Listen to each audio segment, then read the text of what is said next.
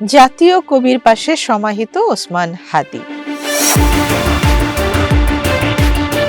ইনকিলাব মঞ্চের আহ্বায়ক শরীফ ওসমান হাদীর দাফন সম্পন্ন হয়েছে। হাদীর জানাজায় অংশ নেন লাখো মানুষ।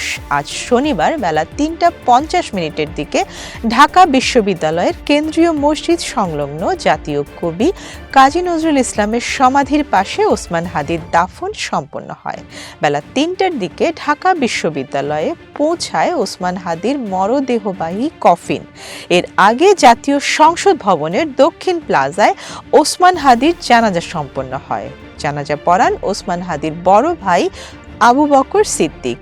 জানাজায় অংশগ্রহণ করতে আসা লাখো মানুষ সকাল থেকেই জাতীয় সংসদের দক্ষিণ প্লাজায় প্রবেশ করেন। নিরাপত্তা আর্চওয়ে গেট দিয়ে ছাত্র জনতা দক্ষিণ প্লাজায় প্রবেশ করেন। বেলা ২টার আগে ওসমান হাদীর মরদেহ বহনকারী অ্যাম্বুলেন্স সংসদ ভবনের দক্ষিণ প্লাজায় নিয়ে আসা হয়।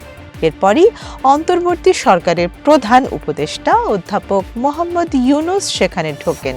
প্রধান উপদেষ্টার সঙ্গে জামায়াতের আমির শফিকুর রহমান ও সেক্রেটারি জেনারেল অধ্যাপক মিয়া মোহাম্মদ গোলাম পরোয়ার, বিএনপির স্থায়ী কমিটির সদস্য সালাউদ্দিন আহমদ ও এনসিপির আহ্বায়ক নাহিদ ইসলাম ছিলেন। জানাজার আগে বক্তব্য দেন ইনকিলাব মঞ্চের সদস্য সচিব জাবের ও ধর্ম উপদেষ্টা ডক্টর আ ফ ম খালিদ হোসেন।